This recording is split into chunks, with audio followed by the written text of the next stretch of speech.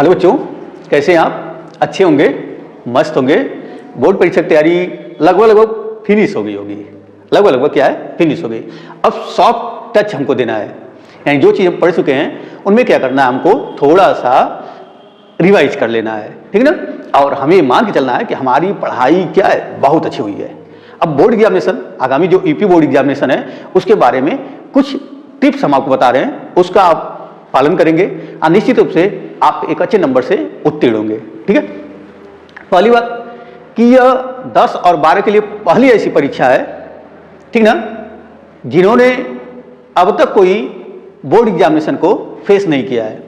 10 के बच्चों का ऑलरेडी पहला बोर्ड एग्जामिनेशन है और 12th के बच्चों का क्या है, जब वो 10th में थे तो उस समय कोरोना पीरियड चल रहा था, जिसकी वजह से परीक्षा को क्या किया गया था, पोस्टपोन कर दिया गया था और उनको जो रिटन एग्जाम था, डोमेस्टिक एग्जाम होते हैं, उनके बेसिस पे उनको मार्क्स किया गया, दे दिया गया था। ऐसे में 10 और 12 दोनों छात्रों के लिए यह फर्स्ट बोर्ड एग्जामिनेशन है। ऐसे में जब फर्स्ट बोर्ड एग्जामिनेशन है तो कुछ चीज़ें हम आपको बता रहे हैं, आप उसका क्या करेंगे, पालन करेंगे। जैसे जब एग्जामिनेशन हॉल में आप पहुंचेंगे, ठीक ना, आपको अपनी सीट मिल जाएगी तो आपको कॉपी मिलेगी। जैसे ही कॉपी आपको मिलेगी वहाँ पे आप रोल नंबर हिंदी में, फिर उसके बाद अंकों में, दिन, परीक्षा की डेट, उसके बाद जो पेपर आपको मिलता है उसका कोड लिखना रहता है, विषय कोड लिखना रहता है, तो विषय कोड को क्या करेंगे, लिख देंगे, ठीक, कमरा नंबर लिख देंगे, ठीक ना। उसके बाद क्या करेंगे कि कॉपी को लेकर, ठीक ना, इंचल और पेंसिल या इंचल और पेन से क्या करेंगे, उसको साइडर बना लेंगे। साइडर जब बना लेंगे आप उसको खींच लेंगे तो जो आपका टाइम पीरियड होता है एग्जामिनेशन पेपर का, उसके टाइम पीरियड से पहले इस काम को आप क्या करेंगे, कर लेंगे। इससे फायदा हमारे पास ये होगा कि जब पेपर का टाइम रहेगा उसका कोई भी टाइम हमारे इन सारी चीज़ों में इन्वेस्ट नहीं होगा।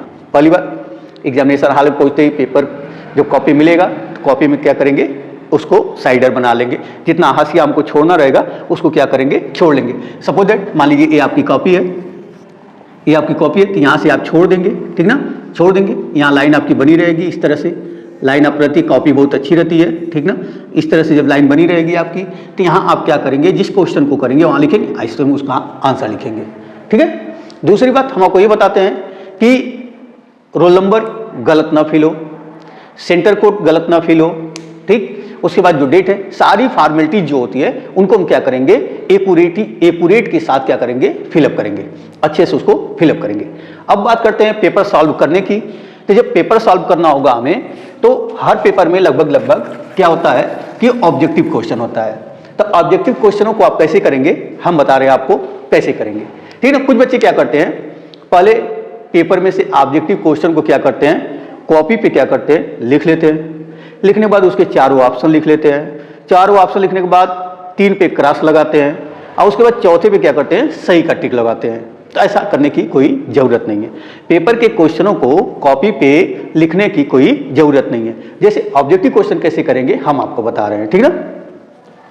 जैसे मान लीजिए क्वेश्चन नंबर आपका दिया हुआ है, ये क्वेश्चन फर्स्ट है। आप फर्स्ट में क्या है, क दिया हुआ है। क में दिया है कि निम्न में से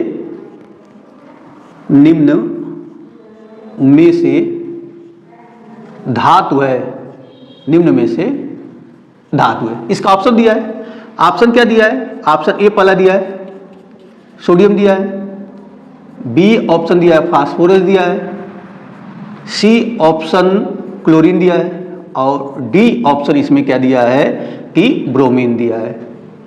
पूछ क्या रहा है क्वेश्चन, निम्न में से धातु। तो क्वेश्चन की बात नहीं कर रहे हैं हम, फॉर्मेट की बात कर रहे हैं। किसकी बात कर रहे हैं, फॉर्मेट की, कि हम ऑब्जेक्टिव क्वेश्चनों को लिखेंगे कैसे, ठीक ना। ये पेपर है आपका, पेपर में दिया है क्वेश्चन, तो हम क्या करेंगे कि क्वेश्चन में जिस नंबर का, जिस क्वेश्चन का पेपर रहेगा, ठीक ना, पहले उसका लिख लेंगे, क्वेश्चन नंबर लिख लेंगे। क्वेश्चन नंबर 1 है तो 1 लिख लेंगे। सब टाइटल में क्या है, क है, क लिख लेंगे, ठीक ना। और उसके बाद लिखेंगे यहाँ पे सीधे लिखेंगे सही विकल्प। क्या लिखेंगे, सही विकल्प लिखेंगे। अब सही विकल्प जब लिख लेंगे, ठीक ना, सही विकल्प हम यहाँ पे लिख लेते हैं। तो कौन सा इसमें विकल्प सही है, तो पहला इसमें ऑप्शन क्या है, सही है, तो उसके लिए हम लिखेंगे ए। यहाँ पे क्या लिखेंगे, ए। अब पहले ऑप्शन में दिया क्या है उसको फिर लिखेंगे, क्या दिया है, सोडियम दिया है। तो यह ऑब्जेक्टिव क्वेश्चन करने का एकदम सही तरीका है। करना क्या होगा, क्वेश्चन पेपर में दिया रहेगा, जब क्वेश्चन पेपर में दिया है तो हम उसको कॉपी पे नहीं लिखेंगे, नहीं कॉपी पे हम लिखेंगे नहीं, हम करेंगे क्या कि अपने कॉपी पे क्वेश्चन नंबर डालेंगे, सब नंबर डालेंगे, उसके बाद लिखेंगे करेक्ट आंसर, सही विकल्प लिखेंगे, सही विकल्प लिखने के बाद लिखेंगे कौन सा विकल्प सही था उसका इंडिकेशन करेंगे, उस विकल्प में क्या दिया था उसको लिखेंगे, बस इतना काम करेंगे और हमारा आंसर क्या हो जाएगा, कंप्लीट हो जाएगा। ये रही ऑब्जेक्टिव क्वेश्चन की बात। दूसरी बात कि एक बहुत बड़ी सावधानी हमें यह रखना है कि हम किसी भी क्वेश्चन का क्वेश्चन नंबर डालना न भूलें, ठीक ना।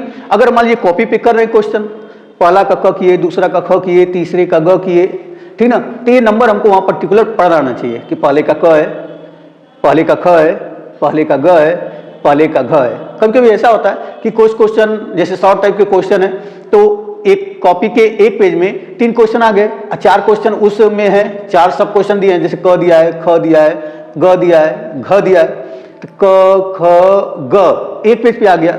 अब घ वाले का आंसर जब लिखना रहता है तो हमको पेज पलटना पड़ता है। तो इस कंडीशन में क्या होता है कि कुछ बच्चे ऐसे हैं कि वह सिर्फ घ लिख के और उसका आंसर क्या करते हैं, लिख देते हैं, ठीक ना। तो ऐसा नहीं करेंगे, जब पेज को हम पलटेंगे तो क्वेश्चन के साथ साथ उसके सब पार्ट को इंडिकेट करेंगे। जैसे मान लीजिए आपने लिखा था पहले का क, पहले का ख, पहले का ग, और उसके बाद आपने क्या किया, पेज को पलट दिया और लास्ट में आप लिख देंगे घ, तो ये इंडिकेशन नहीं पता चल पाएगा आपका कि वह किसका घ है, 1 का घ है, 2 का घ है, 3 का घ है, 4 का घ है। तो उसके लिए हम क्या करेंगे, अगर 1 का घ है तो वहां पे पूरा का पूरा लिखेंगे क्वेश्चन या आंसर, आंसर 1 का घ, और उसके बाद उस क्वेश्चन को क्या करेंगे, लिखेंगे। ये बड़ी सावधानी आप क्या करेंगे, रखेंगे। दूसरी बात, साइंस के पेपरों में, ठीक ना, अनावश्यक चीजों को नहीं लिखेंगे। परीक्षा में, प्रश्न पत्र में जितना आपसे पूछा जाएगा उतना आप लिखेंगे, ठीक ना। जितना आपसे पूछा जा रहा है उतना आप लिखेंगे, जितने मार्क्स का वो क्वेश्चन है उसके अकॉर्डिंग क्या करेंगे, आप लिखेंगे। दूसरी बात कि आप इस चीज का वेट एकदम नहीं करेंगे कि पहला क्वेश्चन हमको नहीं आ रहा है, पहले वाले में केवल क ख ग आ रहा है, घ तो आ ही नहीं रहा है, तो पहला कैसे करें, दूसरा कैसे करें, नहीं। जो क्वेश्चन आपको पहले आ रहा है, अच्छे से आ रहा है, ठीक ना, उसे पहले करेंगे, ठीक, उसके नंबर को इंडिकेट करेंगे। अगर आपको सबसे पहले दूसरा क्वेश्चन आ रहा है, ठीक ना, 2 का क आ रहा है तो आप लिखेंगे 2 का क, 2 का घ आ रहा है 2 का घ लिखेंगे। कहने का मतलब जो क्वेश्चन आपको सबसे अच्छा आ रहा है उस क्वेश्चन को क्या करेंगे, पहले लिखेंगे, और उसके बाद जो क्वेश्चन आपको थोड़ा डाउटफुल है उन क्वेश्चन को क्या करेंगे, बाद में लिखेंगे।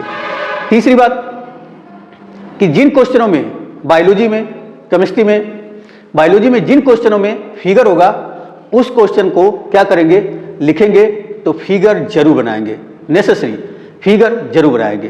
केमिस्ट्री में जिस क्वेश्चनों में रिएक्शंस होंगे उन रिएक्शनों को जरूर लिखेंगे, रिएक्शन को क्या करेंगे, जरूर लिखेंगे। मैथ की बात करते हैं तो मैथ वाले में क्या होता है कि अक्सर बच्चे क्या करते हैं, क्योंकि बच्चों ने बोर्ड एग्जामिनेशन अब तक दिया नहीं, न 10 वालों ने न 12 वालों ने, तो इस कंडीशन में क्या हो जाता है, उनके पास बहुत सारे कंफ्यूजन रहते हैं। तो इन कंफ्यूजन को दूर करने के लिए जब मैथ का पेपर होगा तो अक्सर ऐसा होता है कि बाएं साइड के पेज को क्या करते हैं, बच्चे छोड़ देते हैं और दाएं साइड के पेज पे क्या करते हैं, लिखते हैं। तो ऐसा करने की कोई जरूरत नहीं, आप बाएं साइड पे भी लिख सकते हैं, दाएं साइड पे भी लिख सकते हैं। हाँ, मैथ में जब कैलकुलेशन करना होगा, रफ कार्य आपको करना होगा, तो रफ कार्य करने के लिए आप पीछे वाले पेज को क्या कर सकते हैं, यूज कर सकते हैं। उसके लिए 1 पेज, 2 पेज, 3 पेज, जहां तक आपका कैलकुलेशन होता है उसको पीछे से आप करते आएंगे, ठीक ना। और जहां कैलकुलेशन करेंगे आप वहां ऊपर ही लिख देंगे रफ कार्य और उसको क्या करेंगे, क्रॉस कर देंगे। मतलब जहां भी आप कैलकुलेशन कर रहे हैं वहां पे क्या करेंगे, रफ कार्य लिख के और उसको क्या करेंगे, क्रॉस कर देंगे। इससे एग्जामिनर जब कॉपी देखेगी तो एग्जामिनर महोदय उस चीजों को माइंड नहीं करेंगे, वो आपके कैलकुलेशन में आएगा। अब बाकी आप बाएं पे लिख रहे हैं, दाएं पे लिख रहे हैं, यह कोई मैटर नहीं करता, ठीक है। फिजिक्स में डेरिवेशन आएगा, ज्यादा डेरिवेशन आएगा, न्यूमेरिकल्स आएंगे, तो उनको हम क्या करेंगे, अच्छे से लिखेंगे। अगर एक सावधानी हमें ये रखनी है कि किसी भी क्वेश्चन का पूरा क्वेश्चन हमको नहीं आ रहा है, ठीक ना, उसके कुछ पार्ट हमको नहीं आ रहे हैं, ठीक ना, सब टाइटल्स लगी हुई है वो नहीं आ रहा है, तो ऐसे हम क्या करेंगे, पूरे क्वेश्चन को हम छोड़ेंगे नहीं, पूरे क्वेश्चन को छोड़ेंगे नहीं। जहां तक का स्टेप आता रहेगा वहां तक के स्टेप को हम क्या करेंगे, लिखेंगे, वहां तक जाएंगे जहां तक हमको आता रहेगा, क्योंकि बोर्ड एग्जामिनेशन में स्टेप मार्किंग होती है। तो अगर न लिखने से अच्छा है उसको हम क्या करेंगे, लिखेंगे। तो मान लीजिए 5 नंबर का क्वेश्चन है, ठीक ना। तो 2 नंबर मिलेगा, 3 नंबर मिलेगा, लेकिन मिलेगा आपको जरूर, ठीक ना। एक सावधानी हमें ये भी रखनी है कि कोई भी क्वेश्चन बोर्ड एग्जामिनेशन में हमारा छूटना नहीं चाहिए। हम ऐसी तैयारी करें, इस प्रकार से पढ़ के जाएं कि एक भी क्वेश्चन बोर्ड एग्जामिनेशन में छूटना नहीं चाहिए, ठीक। और जब हम पूरा कॉपी को लिख लेंगे, सारे क्वेश्चन को अटेम्प्ट कर लेते हैं, तो लास्ट में अपना रोल नंबर बोर्ड एग्जामिनेशन की कॉपी पे कहीं भी अपना नाम लिखना नहीं रहता है, कहीं भी कॉपी में अपना नाम लिखना नहीं रहता है। तो ऐसे में क्या करेंगे कि जो नीचे लाइन बनी रहती है, कॉपी के नीचे लाइन इस तरह छुटी रहती है जहाँ लिखना नहीं रहता है, वहाँ पे अपने रोल नंबर को क्या करेंगे, लिख देंगे, ठीक ना। नंबर में लिख देंगे, ठीक। हो सकता है कि कुछ और पेजों पे लिख दे जो नीचे साइडर है, और कॉपी जहाँ खत्म होती है, जहाँ आप लिखना शुरू करते हैं, मान लीजिए यहाँ लिखना आपने क्या किया है, खत्म कर दिया, तो यहाँ पे अपना रोल नंबर जो भी होगा रोल नंबर, उसको क्या करोगे आप, लिख देंगे, और वहीं आप कॉपी को क्या करेंगे, फिनिश कर देंगे। यानी कहने का मतलब क्या है कि कॉपी की जो फॉर्मेलिटीज है, रोल नंबर से लेके, परीक्षा के दिन से लेके, डेट से लेके, विषय कोड से लेके, उन सबको अच्छे से भरेंगे, ठीक ना। कोई क्वेश्चन बोर्ड एग्जामिनेशन में छोड़ेंगे नहीं, फिगर वाले क्वेश्चन में फिगर बनाएंगे, रिएक्शन वाले फिगर में रिएक्शन लिखेंगे, ठीक ना। कैलकुलेशन जहाँ करेंगे वहाँ रफ कार्य लिख देंगे और उसको क्या करेंगे, क्रॉस कर देंगे।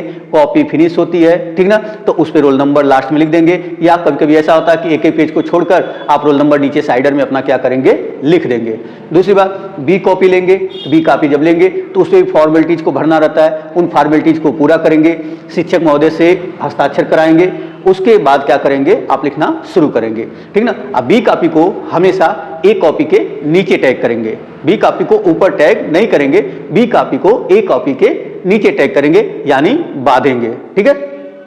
उसके बाद क्या करेंगे, हम किसी भी क्वेश्चन को जल्दीबाजी में, कहीं ऐसा ना हो, टाइम मैनेजमेंट ऐसा करेंगे कि जल्दीबाजी में ऐसा ना हो कि कोई भी क्वेश्चन कर दें, आप उस क्वेश्चन का नंबर न पढ़ पाए, तो ऐसे में जब कॉपी जचेगी तो जल्दी पता नहीं चल पाएगा कि आपने किस क्वेश्चन को किया है, ऐसे में कन्फ्यूजन की स्थिति रहेगी। तो इस चीज़ से बचने के लिए, ठीक ना, क्वेश्चन के नंबर को जरूर डालें, ठीक। अब कोशिश ये करें कि एक क्वेश्चन, जैसे मान लीजिए पहले का क है, पहले का ख है, पहले का ग है, पहले का घ है, तो सब में जब क्वेश्चन डाल रहे हैं तो लिखेंगे प्रश्न उत्तर पहले का क, या अंग्रेजी में लिखना है तो लिखेंगे आंसर पहले का क, आंसर पहले का ख, आंसर पहले का ग। यानी हर क्वेश्चन के साथ आप क्या करेंगे, इंडिकेशन करेंगे और लिखेंगे। निश्चित रूप से क्या होगा, आपको एक अच्छा मार्क्स मिलेगा, अच्छे नंबर से उत्तीर्ण होंगे, और साथ ही साथ आगामी परीक्षा के लिए आप सभी लोगों को बेस्ट ऑफ लक।